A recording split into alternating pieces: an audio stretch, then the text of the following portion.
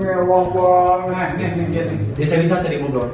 Nama desanya apa? Desa Cinagara, Kecamatan Caringin, Kabupaten Bogor. Oh, 30 menit dari sini. dapat kayak gini. Curug Cinagara. Kapan kira-kira mau bisa ke sana aku? Boleh nanti diatur pas Diatur ya? lagi ini, pas lagi kebetulan ada kegiatan itu. Iya.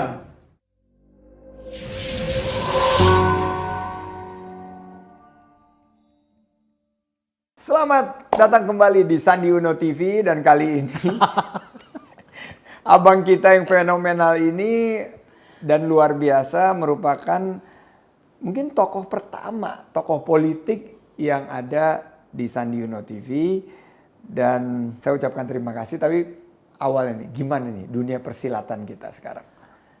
Kreatif atau politik? Kreatif dan politik atau political kreatif, kreatif politik? Oke. Silakan. Yang politik selalu saya baca nama Sandiaga Uno dalam seluruh survei. Yang kreatif, kebahagiaan banyak pihak. Bagaimana seorang menteri pariwisata, aku mau begini. Tapi ini yang aku dengarkan langsung. Para pelaku industri kreatif mengatakan baru kali ini bahasa mereka dipahami oleh orang pemerintahan. Itu yang gue dengar. Thank you. Terima kasih. Menjawab nggak pertanyaannya? Menjawab. Bang Akbar. Ya. Bang Akbar ini seorang politisi, lama tidak bersua tapi saya selalu ngikutin Akbar Faisal Uncensored, channel yang sekarang lagi booming banget. Dan ini sekarang saya mau diskusi bareng tentang pariwisata dan ekonomi kreatif. 5 destinasi favorit Bang Akbar kalau wisata di Indonesia saja, di mana aja? 5. Yang pertama adalah sebuah sepotong surga di Kabupaten Bogor. Coba ceritain. Saya mendapat sebuah tempat di Desa Cinagara, Kecamatan Caringin, Kabupaten Bogor. Oke. Berada di Cekukan, sebelah kirinya Gunung Gede Pangrango, sebelah kanannya Gunung Salak, di depannya hutan lindung, gunung, hutan pinus, kemudian ada sungai yang melintas di depannya. Potongan surga. Namanya Desa Cinagara, Kecamatan Kecaringin, Kabupaten Bogor. Masih di Kabupaten Bogor. Masih di Kabupaten Bogor. 1 jam dari rumahku di Jakarta. Berarti benar-benar bisa dicapai dalam nggak sampai Door to door 1 jam. 1 jam sudah 1 jam, iya. Hanya butuh pengembangan dan saya hari ini ingin mengatakan kepada Pak Menteri, ini harus disentuh karena 30 menit dari tempat gua tuh. Itu ada air terjun elevasi 40 meter. Dan ini nomor 1 di atas destinasi yang ada di Sulsel. Ini mesti dikasih tahu dapil ini. Yang kedua. Atau mau pindah dapil? Ya, Kabupaten Bogor. Enggak. Yang kedua adalah tentu saja NTT. NTT, di mana nih NTT luas kan? Tentu saja pada sekitar Sumba Timur dan Sumba Barat. Nihiwatu itu ya? Eksotik banget. Saya melihat sebuah tempat di mana kemudian alam berbicara tentang dirinya secara sangat luar biasa. Sumba ya? Iya, kira-kira kalau di Eropa itu dia mirip-mirip dengan Iceland. Yang ketiga, ya tentu saja Bali lah ya. Bali. Yang keempat adalah Sulawesi Selatan, dalam hal ini Tanjung Bira. Pak Menteri, pasir Tanjung Bira itu adalah pasir yang paling halus yang pernah aku lihat. Anda ngambil pasir begini, kemudian Anda lepaskan, itu tidak ada yang jatuh ke bawah, semuanya tersapu oleh angin. Betul. Ya. Betul. Yang kelima tentu saja pada beberapa bagian di Sumatera, dalam hal ini Toba, eksotik banget. Toba ya. 5 kan? Jadi saya 5 yang pertama Cinagara, Kabupaten Bogor, kedua Sumba, ketiga ini Bali, keempat Tanjung Bira dan Danau Toba. Ini luar biasa loh. 5 ini adalah destinasi-destinasi yang cukup tersebar, tapi yang paling unik ini yang Cinagara karena saya temukan sendiri. Karena ini ada betul-betul kedekatan dengan pilihan pribadi ya. Gini, saya karena saya orang kampung, saya orang desa, di mana kemudian saya menemukan sebuah titik seluruh masa lalu saya hadir dan muncul secara utuh di situ. Ada gunung, ada sawah, ada kebun, ada sungai. Sungainya dingin, jernih, bisa langsung diminum karena langsung dari gunung. Tentu saja dalam konteks pariwisata nasional itu mungkin tidak dikenal. mungkin lebih terkenal air terjunnya. Tetapi yang saya mau katakan di sini adalah wisata itu berbicara tentang apa yang Anda inginkan yang paling dalam. Banyak orang menginginkan Bali karena dia merasa pas dengan itu. Mungkin kalau dia menemukan tempat seperti katakanlah Cinagara, dia akan mengatakan, oh oke, ada sebuah tempat yang lain juga ternyata yang bagus. Intinya begini, dari apa yang saya pahami tentang program kementerian Anda sekarang, saya melihat bahwa Sandiaga Uno, menterinya itu, saya kan pantau tuh, Anda punya apa itu, media sosial tuh. Itu dalam setahun berapa lama di Jakarta? Di Jakarta sangat itu dia. Terbatas. Makanya itu dia. Jadi saya harus hadir di banyak lokasi. Yes sir. Makanya dan di Tanjung Bira itu saya menginap di sana itu titik nol terselatan dari Pulau Sulawesi itu di Tanjung Bira. Dan cantik sekali. Tebingnya ke bawah. Ya, betul. Ada cliffnya kan itu. Ada cliff. Wow. Ya. Oke. Sekarang saya tuh sangat terkesima melihat transformasi seorang Akbar Faisal. Dari politisi, macan parlemen, orator yang berpindah di 3 partai. Ini jarang loh politisi bisa di 3 partai dan 3-3-nya dia menjadi tokoh gitu. Mulai dari Demokrat sampai ke Hanura, waktu setelah dari Hanura pindah ke Nasdem dan sekarang menjadi YouTuber. Ini transformasinya di mana? Dan yang saya ingin tertarik sih, awalnya tuh jatuh bangunnya membangun konten ini seperti apa? Saya akan jawab yang jatuh bangun tadi itu pada bagian kedua. Yang bagian pertama begini. Sadar nggak sih bro, saya belajar dari Anda? Oh iya. Jadi salah seorang famous Indonesia yang pertama bermain di medsos kan seorang Sandiaga Uno. Oh betul itu. Iya, makanya saya waktu itu bilang begini, ini orang kok terkenal amat. Dia datang ke sebuah daerah dimanapun, ibu-ibu, bapak-bapak, anak-anak, teriak-teriak gitu kan. Oh ternyata itu adalah efek dari media sosial. Sebagai politisi kan memang kita harus memperkenalkan diri. Jadi Pak Menteri, saya itu belajar dari Anda loh. Saya mau belajar di sini. Oke, yang kedua tentang ini. Nah jadi gini ceritanya, setelah tidak lagi jadi anggota DPR, 10 tahun saya di parlemen, saya sebenarnya pengen istirahat lah, 10 tahun bertarung. Ada banyak peristiwa politik di mana saya ada. Mulai dari beberapa hari setelah di DPR, pada bulan November 2009 sampai terakhir kan banyak peristiwa politik. Ternyata saya manusia politik. Manusia politik itu adalah ada banyak ide dan gagasan yang ada di kepalanya yang harus disampaikan. Saya tidak punya panggung lagi. Beberapa kawan ini teman-teman tim kreatif ini mengatakan gini, Bang, lu bikinlah. Sampaikan apa yang Anda perlu sampaikan kepada masyarakat. Ya sudah. Ya kita bikin di sini, ini kan kantor kita nih, kumpul-kumpul di sini. Enggak ada tempatnya, udahlah kita ruang tamu ini. Jadi setiap kita mau bikin konten, meja rapat kita bawa keluar lagi.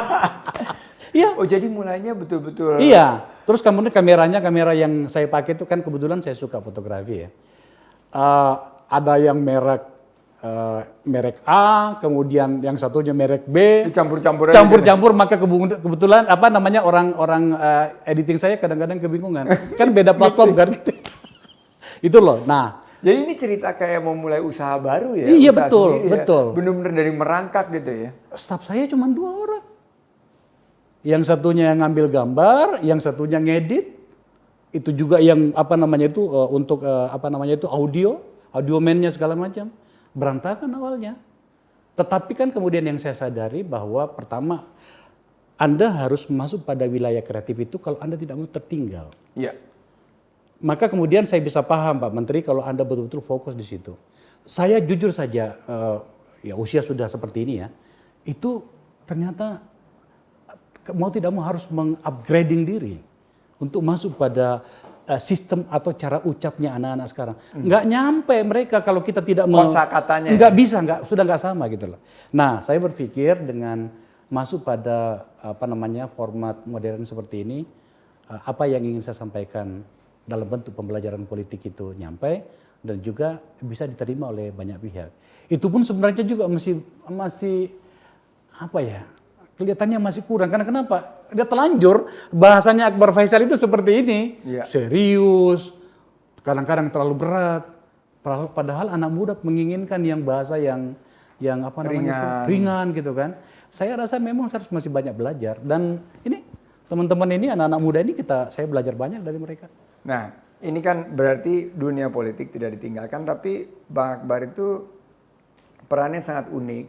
Karena Bang Akbar membawa politik yang sangat berat itu ke anak-anak muda. Karena platform podcast ini dan platform YouTube itu demografinya 78-80% itu adalah anak-anak muda. Nah, jadi saya apresiasi itu bahwa ini sebuah upaya untuk memberikan satu pendidikan politik kepada anak-anak muda. Dan saya khawatir sempat waktu setelah Pilgub dan Pilpres bahwa anak-anak muda semakin jauh dari politik. Anak-anak muda bilang, aduh nggak mau pusing lah politik. Dan ternyata dari hasil riset kita di Kementerian Pariwisata dan Ekonomi Kreatif, anak-anak muda itu paling tertarik justru dengan media dan content creation. Jadi berkaitan dengan hal-hal baik itu berjual dengan online, sosial medianya dia pakai untuk jual online, akhirnya menciptakan kreasi-kreasi dalam platform seperti YouTube. Nah, ini saya harus bacakan. Cerdas dalam memilih kata-kata yang meyakinkan dalam menyampaikan pendapat. Saya lihat beberapa kali di ILC, Bang Akbar tampil begitu tepat dalam pemilihan kata-kata.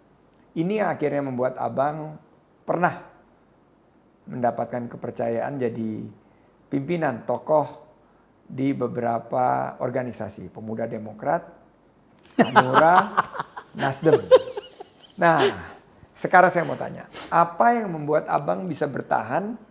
Kan gini, pindah-pindah partai itu gak gampang loh, Bang. Dan mungkin kalau pindah-pindah perusahaan sebagai profesional mudah. Tapi ini tokoh politik yang identik biasanya dengan partai politik, bisa pindah partai politik 3 kali. Ada bahkan cap yang jauh lebih jauh tentang itu. Disebut dengan kutu loncat. Iya benar. Dan saya pernah dicap. Hari ini semakin turun karena saya akhirnya kemudian mau menghadapi sergapan itu. Saya sama sekali tidak merasa bersalah atau kemudian harus menyesali itu, karena saya percaya pada ide dan gagasan itu.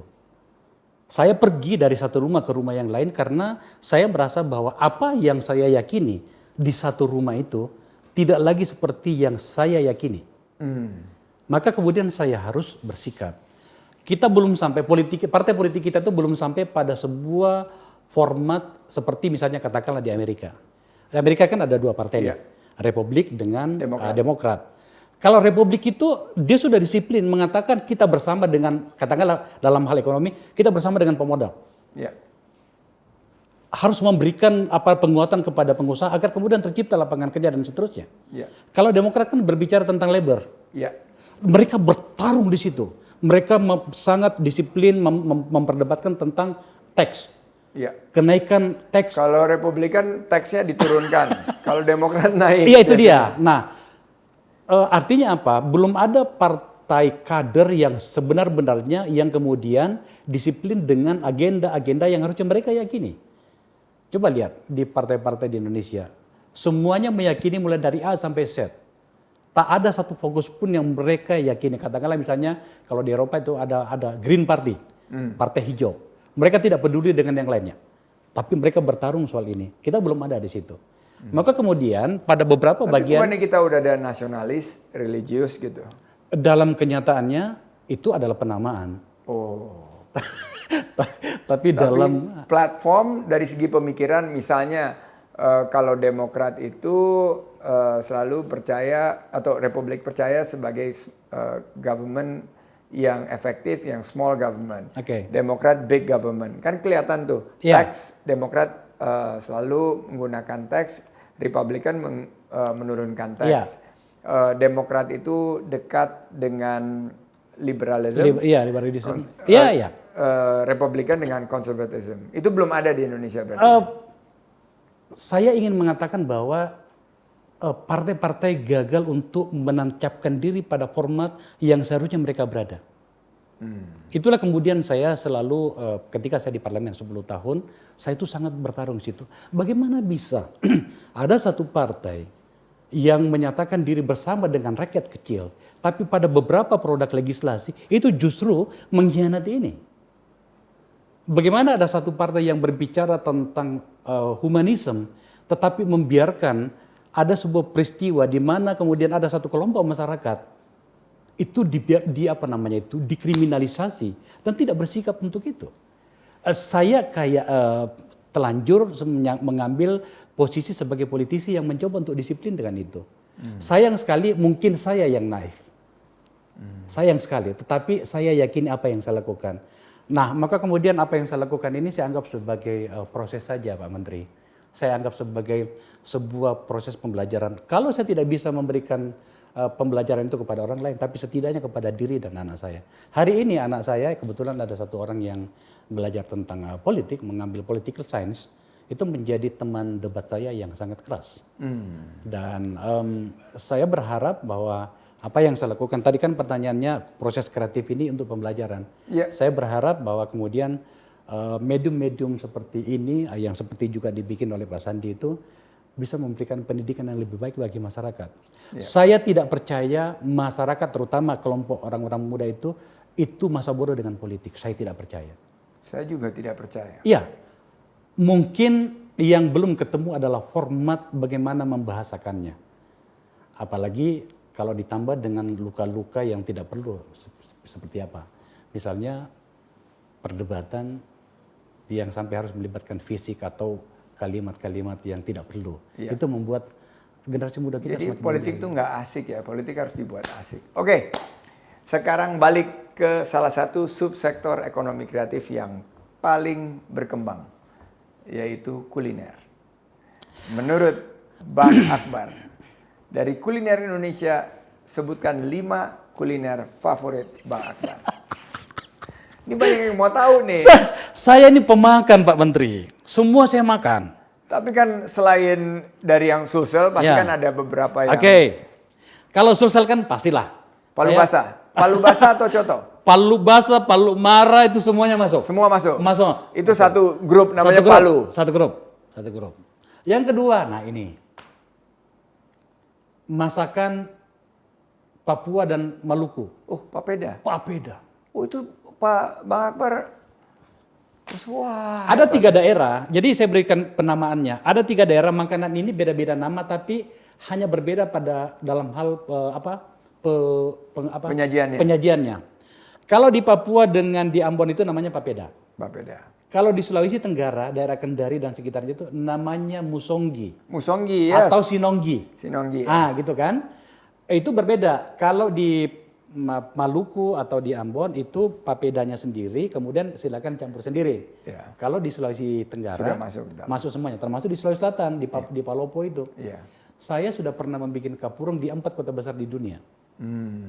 Di Washington DC. Oh sudah? Sudah pernah bikin.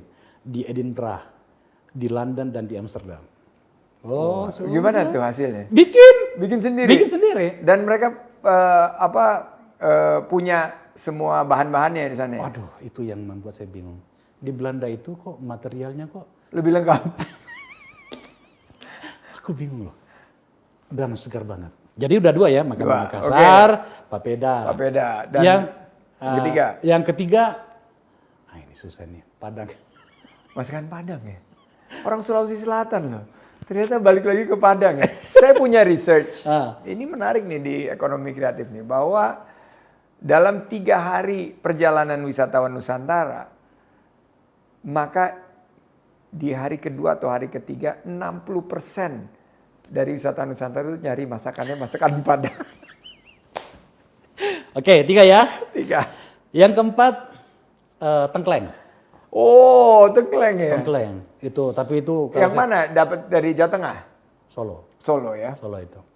Jadi saya ini diperkenalkan ini sama Ibu Uga, Ibunda. Oh, Ibu Uga. Iya, Ibu Uga itu pernah. Dia bukan memperkenalkan masakan Gorontalo, masakan itu lagi. Ibu Uga ini lucu juga. Ya, tapi kan Pak Wiranto orang Solo ya. Oh, iya. Oke. Yang kelima itu adalah di Palembang ini loh. Pempek. Tempoyak. Oh, tempoyak. Tempoyak. Saya bingung itu, ikan dicampur dengan durian itu. Kok enak gitu loh. Itulah Indonesia. Oke. Abang, jatuh bangun dalam menegakkan hukum di Indonesia. Hidup di semua aspek hukum, pernah diregulasi, memberikan jasa pelayanan hukum, nih law firm, jangan lupa. Dan sebagai seorang lawyer, Abang melihat gimana kepastian hukum di Indonesia? Khususnya di segi dunia usaha dan ekonomi kreatif, mengenai perlindungan daripada pelaku ekonomi kreatif. Luar biasa sekali. Saya tidak sempat menyangka bahwa saya akan ditanyakan soal ini. Pak Menteri, kita harus melakukan ini dengan baik. Kita harus menata ini. Kebetulan ada beberapa keluarga saya pengusaha yang mereka minta itu adalah kepastian. Mau kayak seperti apa persaingannya, mereka butuh kepastian itu. Dan terutama sekali menyangkut dengan hak kekayaan intelektual, ekonomi kreatif ya. Ekonomi kreatif. Saya malah bingung ya, anak-anak kita ini yang milenial ini itu bahkan sudah borderless dalam memahami suasana ini. Iya. Mereka langsung berhubungan dengan dunia luar. Iya. Saya tidak tahu apakah mereka tidak percaya dengan kita, satu. Yang kedua, bagaimana negara harus mengatasi hal yang seperti ini. Yeah. Karena menurut saya, kekayaan intelektual anak-anak ini harusnya menjadi kekayaan negerinya. Di mana dia lahir, di mana dia menyusup. Dan harus kita fasilitasi soal itu. Saya tidak ngerti Pak Menteri, tapi menjawab pertanyaan Pak Menteri, saya katakan bahwa ada banyak hal yang harus kita lakukan. Dalam dunia hukum saja misalnya, belum cukup banyak pengacara atau lawyer yang masuk pada segmen ini. Mungkin kan ini juga barang baru ya. Yeah. Katakanlah misalnya sebuah hak cipta intelektual tentang karakter huruf misalnya. Yeah. Karakter huruf. Bagi orang yang tidak memahami mengatakan, alamak apaan tuh kok sampai begitu dinilai, segala macam ada harganya. Dia nggak ngerti bagaimana proses kreatifnya di dalamnya. Yeah. Menarik garis. Yeah. Ada junior saya itu, saya tanya, kenapa kamu jarang bergaul? Dia bilang, aku kerja Pak. Kerja apa kamu? Aku bikin karakter huruf. Karakter hurufnya tidak seperti ada yang di dalam komputer-komputer kita. Dia bikin sendiri. Itu kan proses kreatif. Proses kreatif. Ada inovasi. Yes. Ada penciptaan nilai tambah. Betul. Nah makanya menurut saya, kebetulan menterinya orang yang sangat memahami ini. Menurut saya ada banyak harus kita lakukan di sini Pak Menteri. Oke. Siapa tokoh yang paling berpengaruh bagi Bang Akbar? Wow. Saya jadi sedih. Bagi saya pribadi tokoh terbesar itu bapakku. Bapak meninggal 4 bulan yang lalu. Itu pangkatnya sersan. Pangkatnya sersan 1, pensiun tanggal 1 bulan 7 tahun 85. Saya masih ingat. Tapi dia mengajarkan kepadaku tentang jangan pernah mengatakan kalah sebelum kau bertarung. Tapi kan saya yakin pertanyaan ini diarahkan kepada saya setidaknya menyebut beberapa nama. Saya banyak belajar pada banyak nama Pak Sandi, banyak tokoh. Saya belajar dari Pak JK, saya belajar dari Pak Surya Paloh, Pak Wiranto, Pak Akbar Tanjung. Saya mengambil saripati cara pandang mereka tentang kehidupan. Ada beberapa bagian barangkali yang saya tidak setuju pada, katakanlah pada tokoh-tokoh yang saya sebutkan tadi. Tapi yang saya kagumi itu adalah proses mereka mencapai puncak-puncak capaian mereka. Sebab tidak banyak orang yang mampu mencapai. Hari ini saya berhadapan dengan Anda. Izinkan saya memuji Anda Pak Sandi. Anda itu bagi saya pribadi luar biasa. Pengusaha muda bahkan sukses ketika seusia Anda sedang menikmati usia mudanya dengan cara yang berbeda dengan Anda. Anda menjadi seorang konglomerat, Anda menjalankan bisnis Anda dengan cara pendekatan yang luar biasa. Dan ada satu, sebagai seorang politisi, Anda kan hari ini politisi Pak Menteri. Saya tidak pernah mendengar Anda memaki lawan Anda berbicara buruk tentang lawan Anda dan melakukan sesuatu yang merugikan lawan Anda secara berlebihan. Izinkan saya memberikan apresiasi untuk Anda. Saya belajar loh dari orang seperti Anda. Terima kasih. Yang terakhir. Ya. Kita sudah melewati ini jarang sekali di atas 20 menit, tapi karena pembicaraannya menarik. Ini Bang Akbar kan di politik sekarang masuk ke sisi ekonomi kreatif, juga ada di hukum. Apalagi yang akan dilakukan oleh seorang Akbar Faisal untuk Indonesia yang belum tercapai, tersentuh? Kami di sini mendirikan Negara Institute.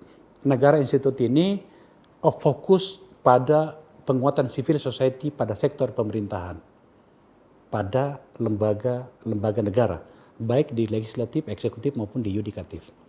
Kami melakukan riset di situ, terutama sekali pada dua isu utama, oligarki dan dynasty. Termasuk business dynasty, political dynasty juga. Kalau bisnis dynasty itu adalah hak, itu adalah authority yang mereka sudah bangun sejak awal. Belum tentu juga ya. Oke. Warren Buffett sama Bill Gates nggak bilang seperti itu. Begitu ya.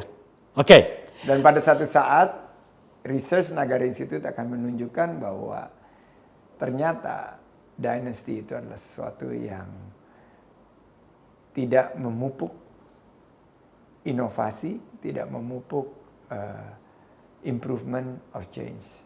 Malah apa yang dilakukan oleh Rockefeller dan pendahulu-pendahulu Bill Gates dan Warren Buffett itu terbukti yang tepat. Bahwa dia hanya menurunkan yang diserahkan kepada generasi penerusnya itu adalah tanggung jawab untuk membesarkan dampak positifnya bagi masyarakat. Kan Bill Gates sama Warren Buffett kan bilang bahwa saya hanya akan mewariskan kurang dari 5% dari harta saya kepada keturunan saya. Sisanya akan dia sumbangkan kepada berbagai kegiatan kemanusiaan dan kegiatan research. Ada bahkan narasi yang sangat menarik menyangkut dynasty itu tadi dalam bisnis ya. Generasi pertama membangunnya secara berdarah-darah, generasi kedua menikmatinya, dan generasi ketiga menghancurkannya. Itu pepatah China. Iya. Jadi Negara Institute itu tentang dynasty dan oligarki. Ya. Saya ucapkan selamat. Makasih. Negara Institute dan terima kasih kebersamaannya ini hampir 30 menit. Ini rekor kita di Sandi Uno TV. Sukses untuk Bang Akbar dan kita tunggu konten-konten yang mengedukasi kita tentang perintah dilaksanakan politik. Demikian kebersamaan kita bersama Bang Akbar Faisal, The Uncensored, yang sangat fenomenal dan sekarang menjadi salah satu tokoh yang kita tunggu kiprahnya di dunia digital. Sampai jumpa di Sandi Uno TV. Sampai jumpa juga pada tayangan berikutnya. Assalamualaikum warahmatullahi wabarakatuh. Waalaikumsalam warahmatullahi wabarakatuh.